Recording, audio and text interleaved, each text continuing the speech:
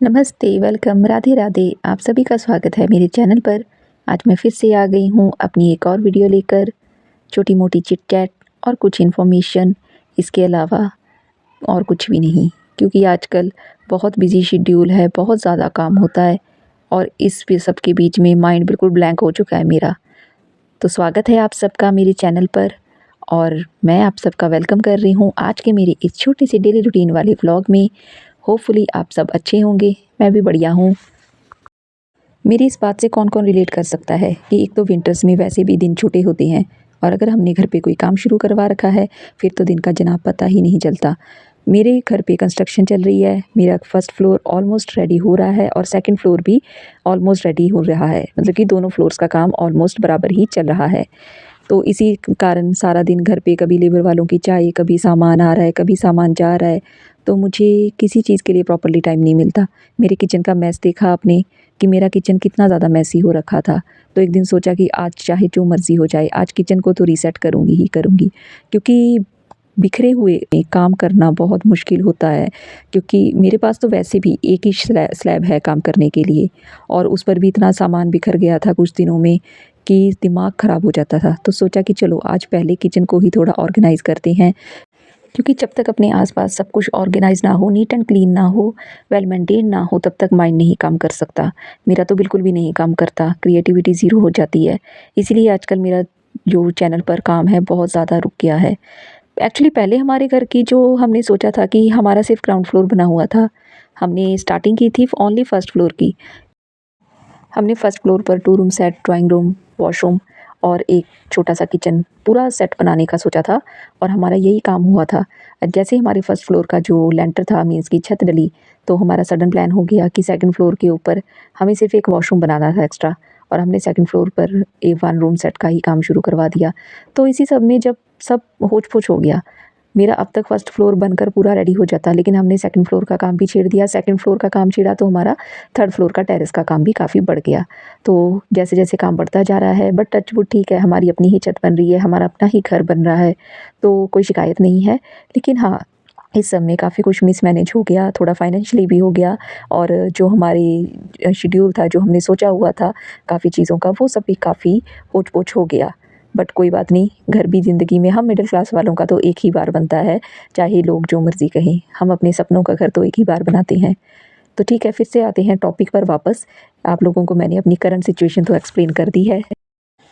Kitchen counter के लिए मैं अपनी कुछ टिप्स देती हूँ। अगर आपके पास किचन में सिर्फ़ एक ही काउंटर है, वैसे तो आजकल मॉड्यूलर किचन का ज़माना है, लेकिन क्योंकि मैंने अपना ये किचन अभी तक रेनोवेट नहीं करवाया था, तो मेरे पास तो अभी सिंगल स्लैब ही है।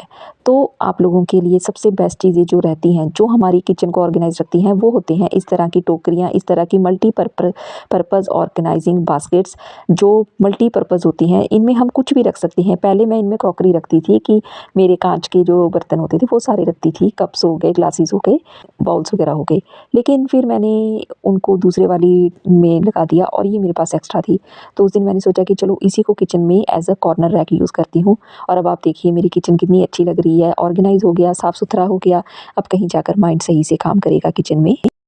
हमारे छोटे-छोटे एफ़र्ट्स जो हैं हमारी लाइफ़ को बहुत ईज़ी कर देते हैं।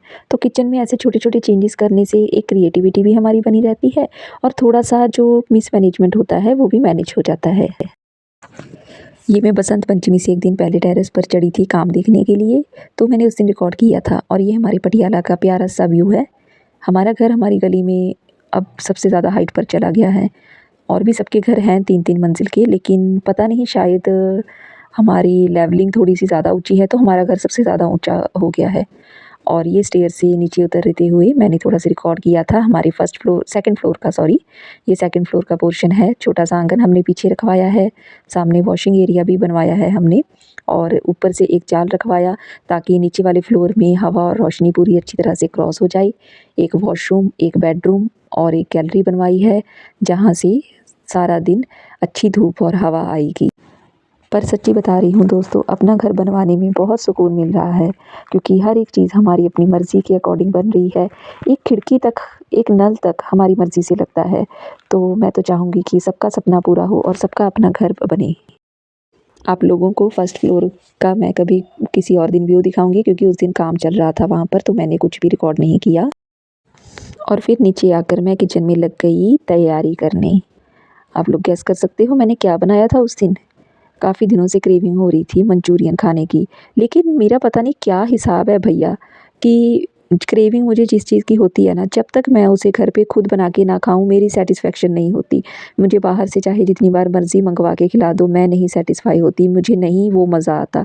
तो उस दिन मैंने सोचा कि चलो ठीक है, अब सारी की सारी फ्रेश वेजिटेबल्स भी आ रही हैं और सर्दी में तो किचन में काम करना, खाना बनाना इतना मुश्किल नहीं लगता।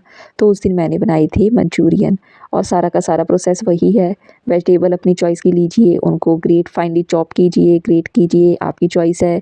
और फिर उन्हें एक किसी भी बर्तन में डालकर उनमें डालिए कॉर्नफ्लोर, थोड़ी बहुत सॉसेस, थोड़े बहुत मसाले और फिर इनको अच्छी तरह से मिक्स करके रोल करके इनके मंचूरियन बॉल्स हमें बनाकर फ्राई करने हैं। मुझे खाना बनाना पसंद बहुत है, लेकिन मेरे घर में पर्टिकुलरली बहुत ही ज़्यादा ऐसी चीज़ें हैं जो नहीं खाते, मीन्स कि इतना ख़ास पसंद नहीं करते। इसको भी मंचूरियन को भी हमारे घर में सब्ज़ी की तरह खाते हैं, नॉट इवन अ स्नैक। तो इसीलिए मैंने ग्रेवी मंचूरियन बनाए थे। इससे मेरा भी काम आसान हो गया कि ठीक है मुझे सब्ज़ी भी बनानी नहीं पड़ी।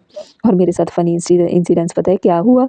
मैं मंचूरियन बॉल्स की शेप देना ही भूल गई, क्योंकि मैंने मंचूरियन घर पर ऑलमोस्ट 6 या 7 साल बाद बनाए हैं और मुझे समझ ही नहीं आ रहा था कि मैंने बॉल्स बनाई कैसे थी, मुझे कैसे बनानी चाहिए इसकी बॉल्स। जैसे-तैसे करके मैंने मंचूरियन बनाए, आधी तो बॉल्स बन गई और आधी मैंने उनको ऐसे ही तेल में फ्राई किया जैसे पकौड़े तले जाते हैं। जब मुझसे ऐसी करामातें हो जाती हैं तो मेरे हस्बैंड पता है क्या कहते हैं, "ओ चल छड्ड, कोई गल नहीं, टेस्ट तो हैगा ना, फ्लेवर तो आ गया ना, मीन्स कि टेस्ट तो आ गया ना, फिर क्या हो गया? ज़रूरी थोड़ी है कि हर चीज़ परफेक्ट ही बने। मेरे हाथों से हर चीज़ का टेस्ट तो अच्छा बन जाता है, बट हाँ, मैं शेप में गड़बड़ कर देती हूँ, कभी-कभी टेक्सचर में गलत गड़बड़ कर देती हूँ।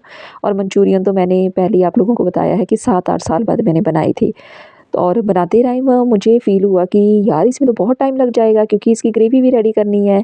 तो मैंने दूसरी कढ़ाई रखी और उसमें उसकी ग्रेवी तैयार करने लगी। ग्रेवी का तो सिंपल प्रोसेस है, तेल डालो कढ़ाई में और उसमें अपनी बेसिक वेजिस डालो, थोड़ी-सी शिमला मिर्च थी, थोड़ी-सी पत्ता गोभी थी, लहसुन अदरक का पेस्ट था और थोड़ा-सा प्याज़ था। इन सबको मैंने पहले भूना और फिर उसमें जब मुझे लगा कि हाँ, वो ट्रांसपेरेंट हो गए हैं, भुने नहीं एक्चुअली, थोड़े ट्रांसपेरेंट ही किए ये सारे वेजिस। तो उसमें मैंने टोमेटो ग्रेवी डाल दी थी और फिर उसको डाल के भूना अच्छी तरह से। और दूसरी साइड मेरे मंचूरियन बॉल्स जो थे वो फ्राई हो रहे थे, उनको भी फ्राई करती रही। इससे मेरे एक पंथ दो काज हुए कि मेरी दोनों चीज़ें एक साथ रेडी होने लग गई। शादी के इतने सालों के एक्सपीरियंस में धीरे-धीरे ही सही, बट ये तो समझ आया कि मल्टीटास्किंग बहुत ज़रूरी है किचन में, अगर आप अपनी किचन को अकेले हैंडल करते हैं। वैसे तो आजकल हर एक औरत ही अकेले ही हैंडल कर रही है किचन्स को, अपने घर को। बट फिर भी मैंने पर्सनली ये फ़ील किया है, ये एक्सपीरियंस किया है कि अगर कोई काम करना है और आपको पता है कि आप अकेले हैं करने वाले, तो फिर ये मत सोचिए कि आपने कितना काम करना है, आपने ये सोचना है कि उसको कैसे करना है। जब हमारे दिमाग में ये आइडिया आ जाएगा ना कि उसको कैसे करना है, तो काम बहुत आसानी से और बहुत जल्दी हो जाएगा। It's all about time management, nothing else. हर चीज़ को मैनेज करने का हर किसी का अपना-अपना तरीका होता है। ज़रूरी नहीं कि हर एक लड़की, हर एक औरत हर चीज़ को परफेक्टली मैनेज कर सकती हो। जैसे मैं अपने बारे में बात करूँ, तो मैं किचन का काम बहुत आसानी से, बिना थके, बिना किसी कन्फ्यूज़न के मैनेज कर सकती हूँ। मैं घर के सारे काम मैनेज कर सकती हूँ, लेकिन हाँ, घर के कुछ काम ऐसे भी हैं जिनमें मुझे बहुत आलस आता है, जिनके बारे में मैं सोचती रह जाती हूँ। तो ज़रूरी नहीं है कि आप हर चीज़ में परफेक्ट होंगी। Imperfection is a part of our personality. But हाँ, उस इम्परफेक्शन को हम अपनी लाइफ के डेली रूटीन में, हम अपनी लाइफ पर इफ़ेक्टेड ना होने दें बस। जब तक उस चीज़ का इफ़ेक्ट हमारी लाइफ में नहीं पड़ेगा, तो फिर तब तक आपकी इम्परफेक्शन कोई मैटर नहीं करती। हो सकता है कि आप उस काम किसी काम को लेकर पर्टिकुलरली थोड़ा लेज़ी हों या फिर आपको नहीं अच्छा लगता, तो आप उसको इस तरह से करिए कि आपको उसको करने में टाइम भी कम लगे, एफ़र्ट भी कम लगे और उसको करने में मज़ा भी आए। तो देखिएगा कि हर एक काम आपको आसान लगेगा। मेरा तो यही तरीका है, जो काम मुझे नहीं मन होता कि ये काम मैंने आज नहीं करना, मैं नहीं करती, मैं छोड़ देती हूँ। और जिस काम का मेरा मन होता है, उस काम को तो मैं करती ही करती हूँ घर के। कभी-कभी ज़रूरी नहीं कि सारे काम हो जाएँ, कुछ अधूरा छोड़ना भी ज़रूरी है। जिन होम मेकर्स को, जिन हाउसवाइफ्स को अंडर एस्टिमेट किया जाता है और उनको यही चीज़ फ़ील करवाई जाती है कि इतना भी तुम क्या करती हो। तो मैं उनसे यही कहना चाहूँगी कि कोई आपकी वैल्यू करे ना करे, आप खुद अपनी वैल्यू करो। जब आप अपनी वैल्यू करोगी तो सामने वाले भी करेंगे। अगर आप ही इस बात को सुनकर चुप जाओगी कि हाँ, इतना भी मैं सारे दिन में क्या ख़ास करती हूँ, तो नहीं, तो आप अपने साथ गलत कर रही हैं। आप अपनी आने वाली जनरेशन के लिए भी सही आइडल सेट नहीं कर रही हैं। तो ठीक है दोस्तों, आज के लिए इतना ही। हम अपनी प्यारी-प्यारी बातें फिर कभी किसी और वीडियो में भी शेयर करेंगे।